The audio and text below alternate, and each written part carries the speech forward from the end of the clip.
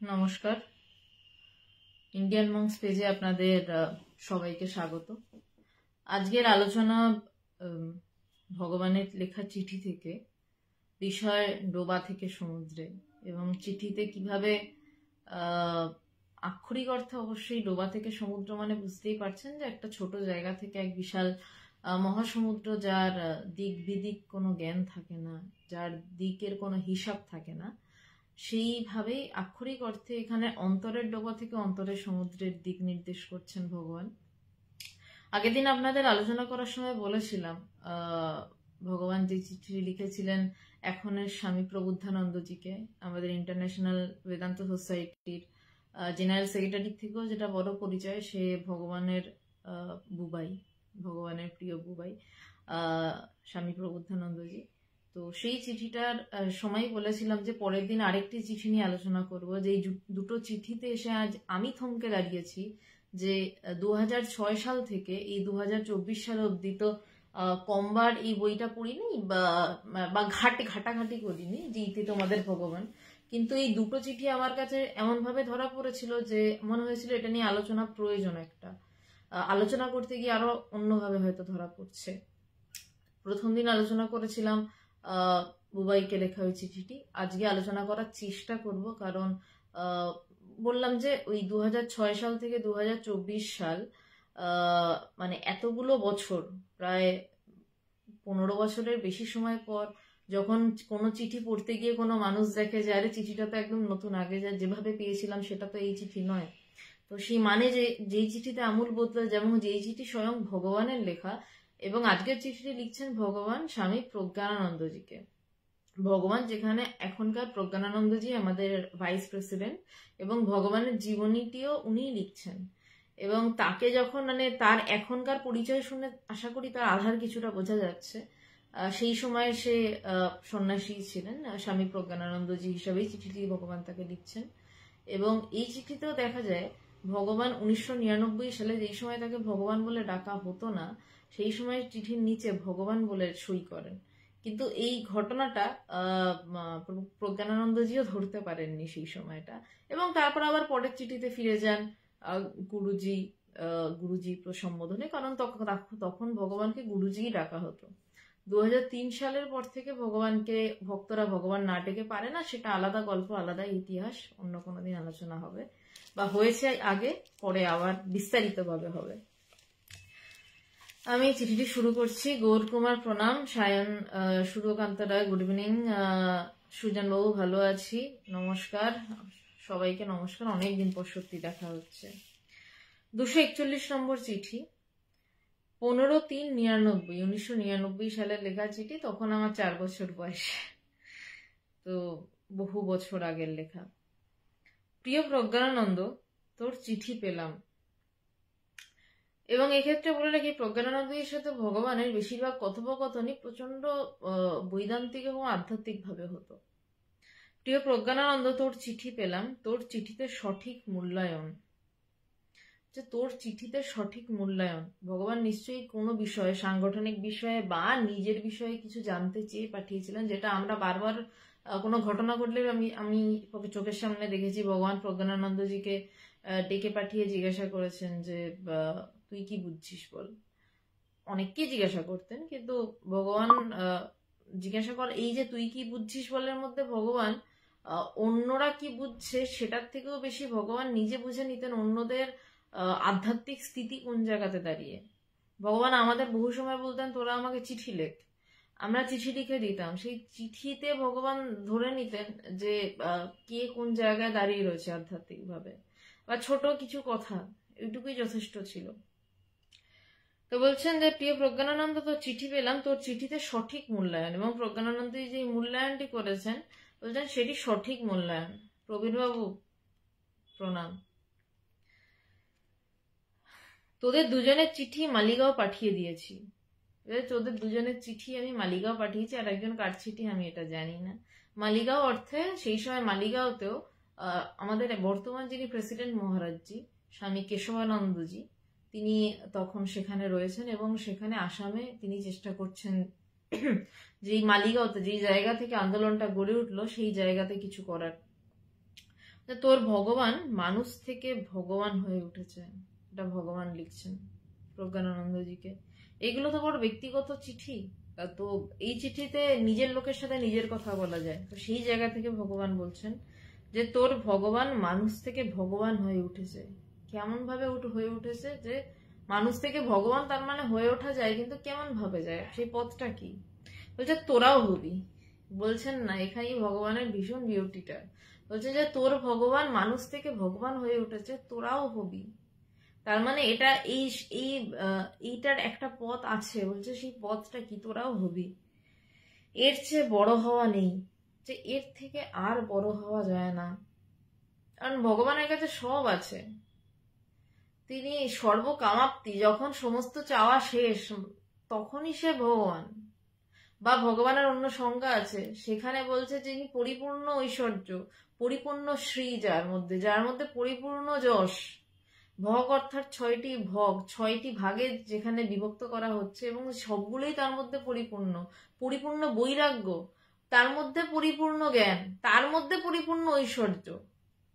যেখানে পরিপূর্ণ জ্ঞান রয়েছে সেখানেই পরিপূর্ণ ঐশ্বর্য রয়েছে, আবার সেখানেই পরিপূর্ণ ত্যাগ রয়েছে। তখনই সে ভগবান তাকে বলা হচ্ছে।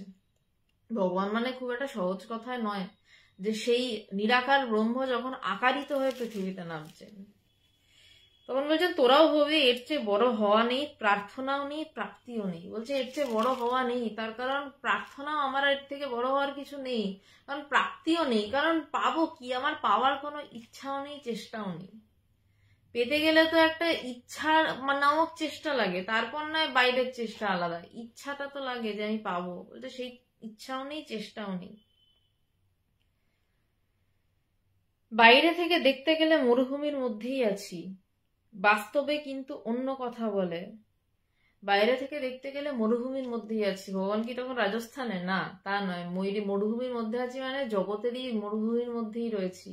মরুভূমি মানে আমরা কি জানি? ধুধু মরুভূমি, প্রবল তাপ, মাথার উপর চারদিকে কোনো আশার আলো নেই। এই জগৎটায় আসলে লোকে বলে আশা আছে, আশা পূরণ হওয়ার পরই আবার একটা নতুন দুরাশা তৈরি হয়, আবার সেই দুরাশা পূরণ করতে গিয়ে আরো বড় দুরাশা।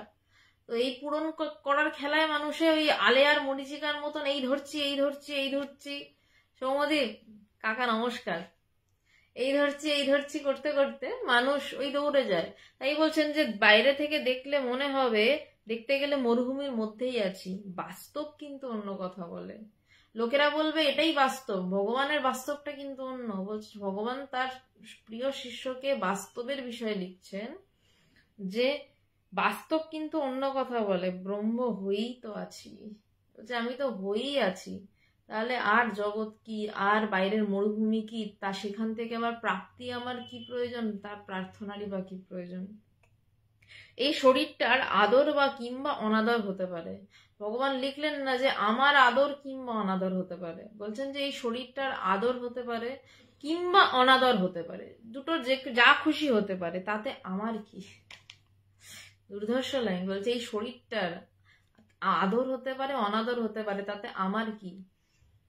আমাকে যদি বলা হয় যে তোমাকে প্রচন্ড খারাপ ভাবে রাখবো, আমি বলবো আরে এতে আমার অসুবিধা হচ্ছে। ভগবান বলছে তাতে আমার কি? আমার কোনো সমস্যা নেই। আমার শরীরকে নিয়ে তোমরা আদর করতে পারো, প্রচন্ড পুজো আর্চা করতে পারো, বা একদম অনাদর করে আস্তাকুড়াতে ফেলে রাখতে পারো, কিন্তু তাতে আমার কি? মানে সেই আমিটার তাতে কি? কি এলো, কি বা গেল? ব্রহ্ম হয়েই তো আছি, তাতে আমার কি? বলতে পারিস এখনই আমার সব বন্ধন মুক্ত। 1999 সালে এই কথাটা ভগবান বলছেন, যে বলতে পারিস এখনই আমার সব বন্ধন মুক্ত, আমার এখনই সব বন্ধন মুক্ত হয়ে গেছে।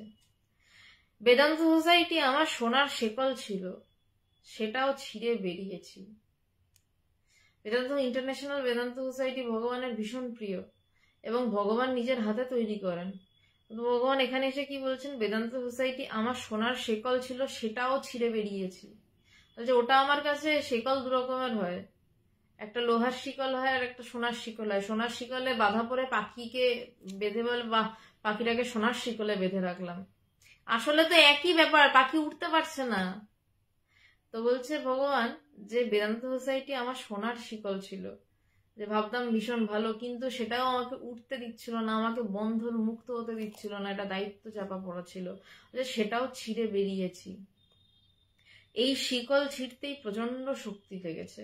এই যেটা পছন্দের, যেটা ভালোবাসার, যেটা নিজের হাতে তৈরি, যেটা প্রাণের, প্রত্যেকের জীবনে এমন কিছু থাকে সেই যেটার উপর সব থেকে বেশি মন, সেটা ছেড়ে আমার আর লাগবে না, আর প্রয়োজন নেই বলে ছিটকে বেরিয়ে আসতে প্রচন্ড শক্তি লাগে।